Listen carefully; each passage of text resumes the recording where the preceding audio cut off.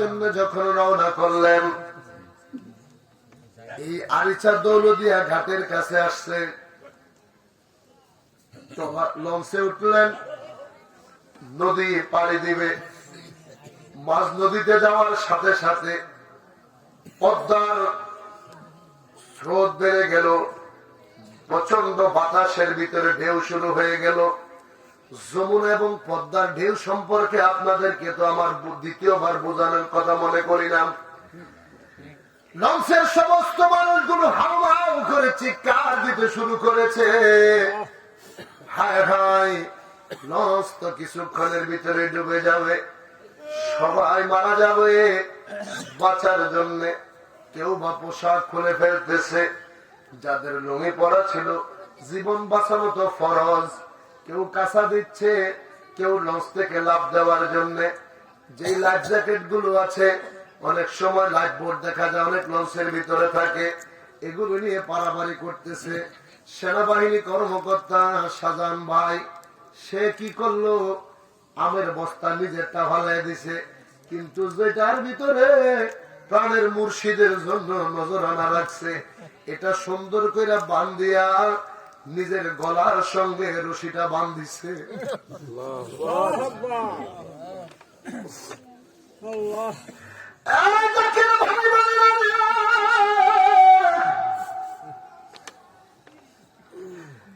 সাধারণ ভাই আমের বস্তাটা নিজের গলার সঙ্গে বান্ধিছে। এখন লঞ্চের মানুষগুলো বলে লোকটা কি পাগল, জীবন বাঁচানো নিয়ে আমরা পেরেশান, কিভাবে জীবন বাঁচবে সেটাই তো জানি না।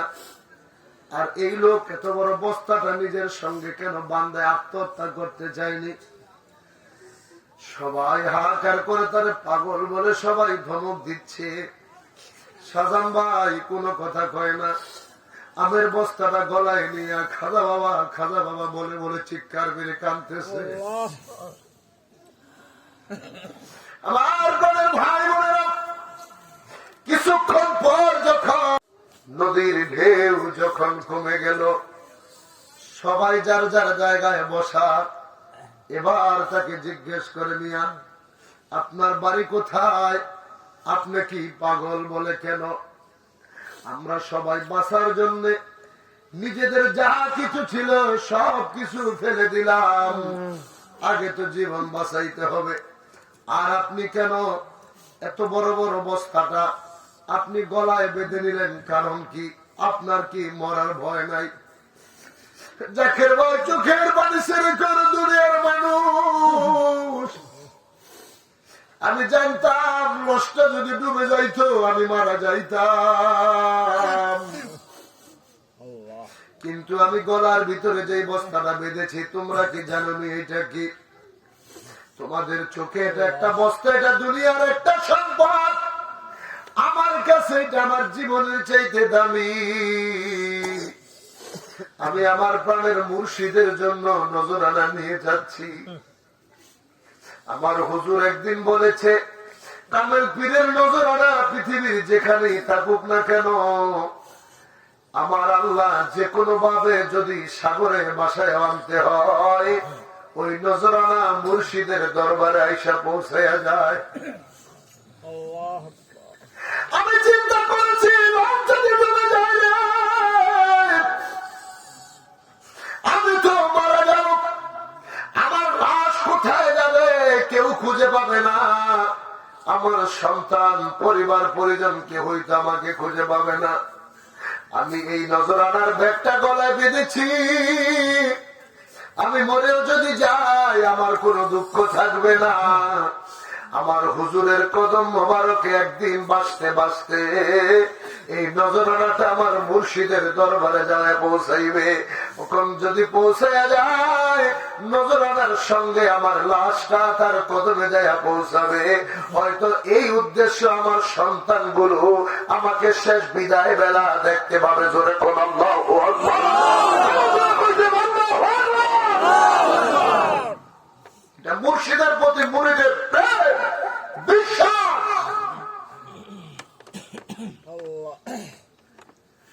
আমার পীরের কারামত এই জমিতে, এই নদীতে ট্রলার চলতে পারে না, লঞ্চ করা যায় না, অথচ প্রতি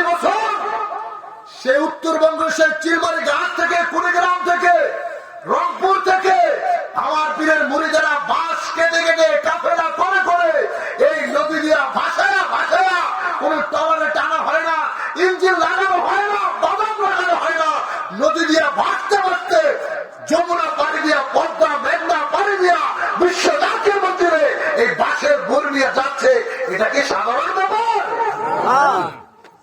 এটা বিশ্বজিৎ খাজা ফরিদপুরের কারণ, আল্লাহর ওলিদের কারণ, এটা সত্য। আপনি চাইলে তো এই নদীতে ভাসতে পারবেন না, আপনি নদীতে নামলেই তো ভয়ে আপনার কলিজা থরথর করে কাঁপে বর্ষা সিজনে। কথা বলে না, এই যমুনা হাজারো মায়ের ঘর ভেঙে দিয়েছে, হাজারো বাবার স্বপ্ন কেড়ে নিয়েছে। সেই নদী দিয়া ভাইসা ভাইসা হাজার হাজার বাস নিয়ে বিশ্ব জাতীয় মন্দিরে যায়। এটা তো সাধারণ কোনো খেলা না। আপনি ওলি আল্লাহদের শক্তি দেখেন, আপনি কেমনে দেখবেন? আপনার অন্তর হয়েছে মুদ্রা, আপনার ধরছে শয়তান, আপনি ভালো কাজ তো আমরা চোখে পড়বো না।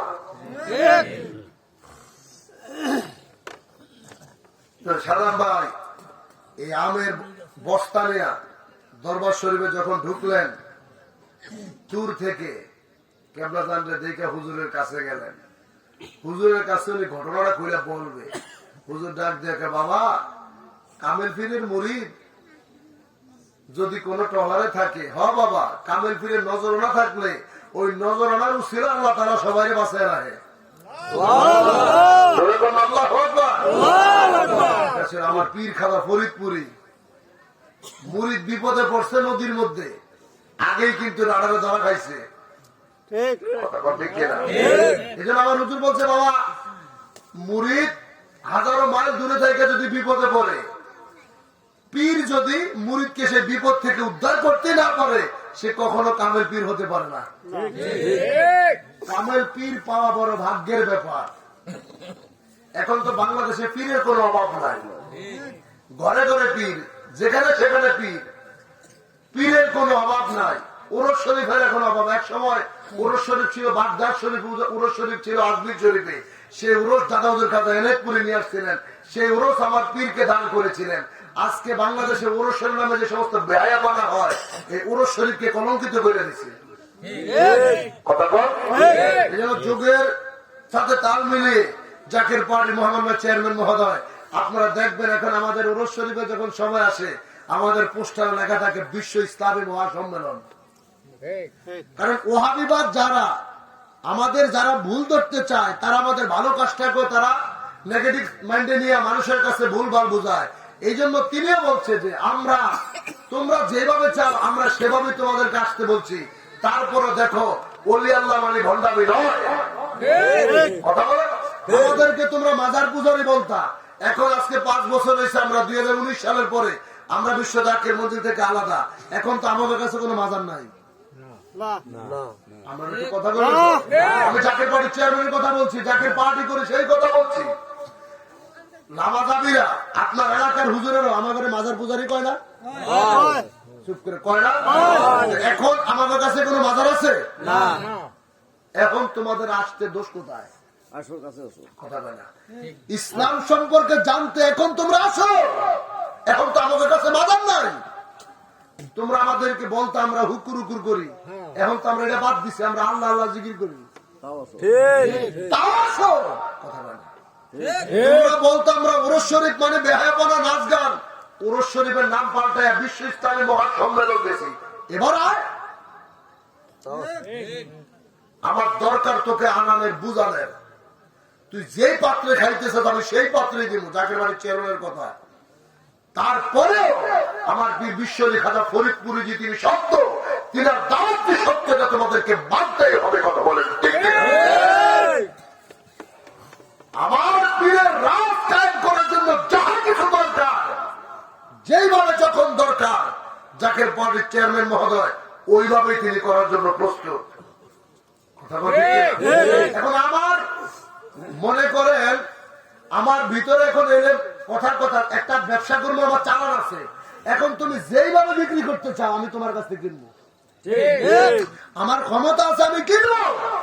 তো খাজা ফরিদপুরে তিনি সত্য দাওয়াত নিয়ে আসছে, তার এই দাওয়াতকে কেউ মিথ্যা বানাইতে পারবে না। তুমি যেই পথে যেতে চাও, যেইভাবে গ্রহণ করতে চাও, তোমার সামনে সেইভাবে উপস্থাপন করলাম। কথা বল ঠিক কিনা? এটার আবার আমাদের ভিতরে কিছু আছে উল্টা পাল্টা বুঝা, মানে ঘরের শত্রু বিবিসা। আমাদের নিজেদের ভিতরে কিছু আছে আবার দরকার উল্টা পাল্টা বুঝা, জাকের পার্টি নিয়ে জাকের পার্টির চেয়ারম্যান কে নিয়ে বাজে মন্তব্য করে। আমি বলি যদি জাকের পার্টির চেয়ারম্যান জাকের পার্টি নিয়ে আপনি ঘুমের ঘরে মন্তব্য করে থাকেন, আটটুসির হুজুরের মুরিদের নামের খাতা তার নাম জাকের পার্টির চেয়ারম্যানও হুজুরের আওলাদ, মিয়া বাজার মুজাদ্দিদি তিনিও হুজুরের আওলাদ। ভালোবাসতে হলে উভয়জনকে আপনাকে ভালোবাসতে হবে। আপনি একজনের আসমান উঠাবেন, আরেকজনের নদীর মধ্যে নিক্ষেপ করবেন, যা হুজুরের কাছে তোর জুতা পিটা করবো। তুই আমার একজনের ভালোবাসলে আরেকজনের গালি দিলি কেন? তুই ভালো দুইজনকেই বাসবি। আমি দুইজনকে দুইটা কাজ দিয়ে আসছি, একজনকে দরবার পরিচালনার জন্য বসাইছি, আরেকজনকে সারা জাহানের ভিতরে সত্য তরিকা প্রচারের জন্য রাখাইছি। যার যেটা কাজ সে সেটা করবে। তুই কেনা বুঝেন নাই? ভুল ধরেন আমি কে? আমার কি সেই পারমিশন হুজুর দিয়ে গেছে? বাইরের মানুষ বাদ দিলাম, ঘরের মানুষ আমার কি সেই পারমিশন খাতা ভোট করে দিছে? অর্থাৎ আমি মুরিদ, আমি মুরিদের জায়গায় থাকতে চাই।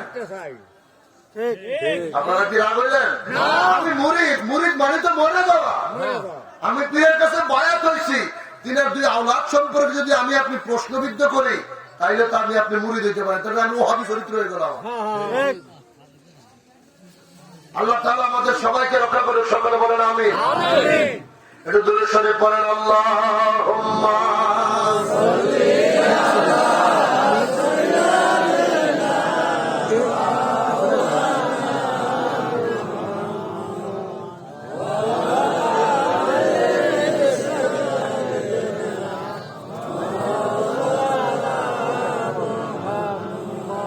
যাই হোক, রাত্র প্রায় 1টা বেজে গেছে। আমি আলোচনা আর সামনে বাড়াইতে পারবো না, তবে একটা কথা বলেই দিয়ে যেতে হবে। সেটা হচ্ছে যাদেরকে মধু খাইতে নিষেধ করছিলাম, কি আমি শেষটারে আমার নবীর প্রেম দিয়ে শেষ করতে চাই। রাজি আসেনি? কথা বলে রাজি আছি? আপনাদের সবকিছু রেডি আছে। এত রাত পর্যন্ত মাহফিল জিন্দিগিতেও করি না। আমরা 11:30 হাট গেলে 12টা। এখন আমি তো এখানে আসছি প্রায় 10:30। আপনাদের অনেক আলেম ওলামা ছিল, যাই হোক আমি একটু রেস্ট করার সুযোগ পাইছিলাম। কিন্তু ওই যে নবীর ব্যাপারে যে কথাটা বলতে আসছি সেটা হচ্ছে, নবীজি যখন মদিনা শরীফে যখন নবী রাস্তা দিয়ে যায়, নবীর সামনে এক চাক মৌমাছি। এখন আল্লাহর হাবিব মৌমাছির ভাষা বুঝেনি কি? এই যে আপনি মনে মনে নবীরে ডাকতেছেন, নবী শোনেনি? সব শোনে বাবা। নবী ডাক দিয়ে কই, মৌমাছি রে, তোমার কাছে আর একটা প্রশ্ন। তোমার আম গাছের ভিতরেও দেখি, বরই গাছও দেখি, করলা ক্ষেতও দেখি, কথার কথা সমস্ত ফুলের ভিতরে বসতে দেখি।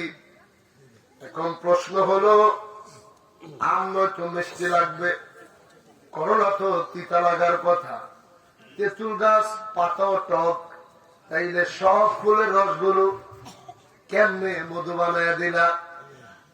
মসনবী শরীফে মাওলানা জালালউদ্দিন রুমি কয়, গুপ্ত কো খানি মে বর আহমদ দুরুদ মে সুআদে সিরিনে ওয়া তাখলি বারিবুত। আল্লাহর হাবিব এই কথা বলার সাথে সাথে মৌমাছির জবান খুলে গেল। মৌমাছি ডাক দিয়ে কয়, নবী গো, আমি মৌমাছির কোন ক্ষমতা নাই, আমার কোন পাওয়ার নাই। এই গাছের ফুল থেকে রস সংগ্রহ করে আমি যখন বাসার দিকে রওনা করি, আমি যখন বাসার দিকে যাই, ওই সময় পরওয়ারদিগার আমার একটা মন্ত্র শিখাইয়া দিছে। আল্লাহু আকবার বলেন। আল্লাহ তাআলা আমাকে একটা মন্ত্র শিখাইয়া দিছে। কি মন্ত্র রে? মৌমাছি কয়, গুপ্ত চুখানি মেবর আহমদ দুরুদ। নবী গো, আল্লাহ তাআলা আপনি নবীর দুরুদ আমাকে শিখাইয়া দিছে। আমি বাসায় যখন রওনা করি, যাইতে যাইতে যাইতে যাইতে আপনার দুরুদ পড়তে থাকি। ইয়া রাসূলুল্লাহ, এই দুরুদের বদলেতে বাসায় যাইয়া দেখি সমস্ত গাছের রস গুলো আল্লাহ মধু বানায় দিছে। জোরে কর আল্লাহু আকবার। আপনার দুরুদের সম্মানে আল্লাহ সব রসগুলো মধু বানিয়ে দেয়। তাইলে যারা নবীর দুরুদ পড়তে ভালো লাগবে না, যারা বিরোধিতা করবেন, তাহলে আপনাদেরও করে দিলাম মধু আপনারা খাইতে পারতেন না।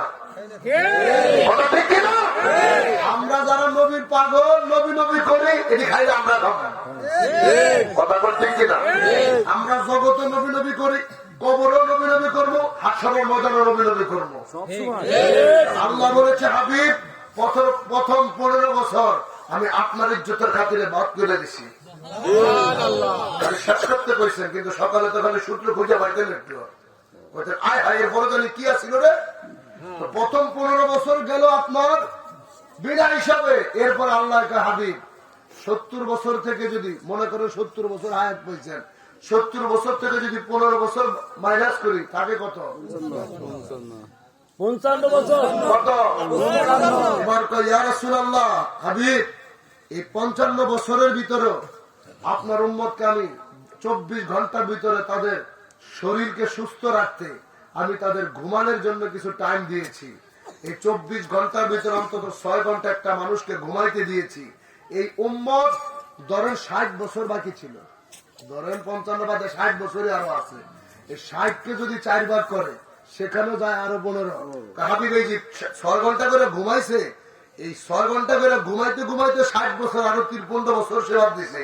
হাবিব আপনার ইজ্জতে, আপনার উম্মতের আমলনামা থেকে ওই 15 বছর আমি বাদ দিব।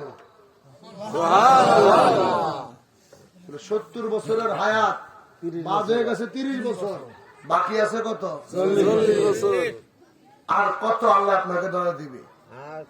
এবার আল্লাহ কয়, হাবিব এই 40 বছর আমি উম্মতের কাছে বেশি কিছু চাই নাই। দৈনিক শেফা শক্ত নামাজ পড়বো, আর 12 মাসে একটা মাসে আমার রোজা রাখবো। 8 ঘন্টা 12 ঘন্টা ডিউটি করেন, 20,000 টাকা বেতনে চাকরি করতে। যিনি আপনার কুদরতি হাত দিয়ে বানাইলেন, লালন পালন করলেন, তিনি যে আপনাকে সৃষ্টি করলেন, পিছনে তো একটা রহস্য আছে। কি? ওমা খালাকতুল জিন্না ওয়াল ইনসা ইল্লা লিয়াবুদুন। আমি জিন জাতি এবং ইনসান মানুষ সৃষ্টি করছি আমার ইবাদতের জন্য। কার ইবাদত? জোরে আল্লাহ আপনারে বানাইছে শুধু ইবাদত করতে। এখন আপনার মাস শেষে বেতন দেয় 12 ঘন্টা ডিউটি করার কারণে। ডিউটি না করলে আপনাদের বেতন দিব? আবার অনেকের দেখা যায় 20,000 টাকার কাছে 30,000 টাকা বেতন দেয়। কেন? এই 12 ঘন্টা ডিউটি করল আর 2 ঘন্টা ওভারটাইম করে। কথা ঠিক নেই? আল্লাহর বান্দারা দৈনিক 17 রাকাত আল্লাহর ফরজ, এই ফরজের পাশাপাশি নফল ইবাদত বন্দেগী করে। এই জন্য আল্লাহ বলছে, আমার এমন কিছু বান্দা আছে তারা নফল ইবাদত করতে করতে আমার এত নিকটে আসছে, ওই বান্দার জবান আমার কুদরতি জবান, ওই বান্দার হাত আমার কুদরতি হাত, ওই বান্দার চোখ আমার কুদরতি চোখ, ওই বান্দার পা আমার কুদরতি পা হয়। ময়দানে হাসরে যখন তারা উঠবে, আল্লাহ বলছে, ইন্না মিন ইবাদিল্লাহি ইবাদান ইয়াগবিতুহু ওয়াল আমবিয়াউ ওয়াশ শুহাদাউ ওয়াজহুহুম নূরুন আলা মুনাবিরা মিন নূর। নবীরা সাহাবীরা যখন নূরের মিম্বরে থাকবো, এক শ্রেণীর উম্মত যখন নূরের মিম্বরে দাঁড় করাইবো, বলেছে যে নবীরা কবে এরা কারা? আল্লাহ কবে এরা আমার হাবিবের উম্মত। ইবাদতের পাশাপাশি বোনাস নফল ইবাদত করতে করতে এত উপরে উঠছে, আজকে হাসরের ময়দানে আমি তাদেরকে নূরের মুকুট পরাইছি। অতএব কারণে 12 মাস 11 মাস আপনাকে স্বাধীনতা দিয়েছে, একটা মাস রোজা রাখতে বলেছে, রাখা যাবে না? কি বলেন? দৈনিক 17 রাকাত ফরজ নামাজ, 17 রাকাত আল্লাহর হুকুম ফরজ নামাজ। ফজরে 2 রাকাত, জোহরে 4 রাকাত, আসরে 4 রাকাত, মাগরিবে 3 রাকাত, এশায় 4 রাকাত। যে আল্লাহ এত ভালোবাসা আপনাকে সব দিলেন, ওই আল্লাহর জন্য কি আপনি দৈনিক অন্তত 10টা মিনিট সময় 17 রাকাত নামাজ পড়তে আর নাইলে 20টা মিনিট সময় লাগবে? এই 20টা মিনিট সময়কে আপনি 24 ঘন্টার ভিতরে আল্লাহর জন্য কি আপনি ব্যয় করতে পারবেন না? হিসাবটা খুব সহজ, কিন্তু আমরা এটারে পাহাড়ের মতো বানাইছি। খালি জাহান্নাম শুনেছি, কিন্তু তিনি যে ভালোবাসা জান্নাত রাখছে এটা শুনে যাই। অতএব কারণে দাদা, শেষ কথা হলো আমার, পৃথিবীতে বাঁচবো, আপনি যেটাই করেন মনে রাখেন উম্মত নবীর কাছে ঠেকা, নবী কিন্তু উম্মতের কাছে ঠেকা না। আমার লাস্ট কথা, বান্দা আল্লাহর কাছে ঠেকা, আল্লাহ কি বান্দার কাছে ঠেকা? তো আল্লাহ যে আপনার এত ভালোবাসে, তার তিনি যে আপনি কবরে গেলে পরীক্ষা নিবে, এটা কি আপনারা জানেন না? কারা কারা জানেন? কবরে গেলে আপনাকে প্রশ্ন করবে, এটা কি মানেন? সবাইকে মানেন? কি প্রশ্ন করবে এটাও তো জানেন? এটা জানে না? তাহলে তিনি কেমন পরীক্ষক? এখন এসএসসি পরীক্ষা চলতেছে, এইচএসসি পরীক্ষা চলতেছে, এবং আপনার ফাজেল পরীক্ষা, অনার্সের পরীক্ষা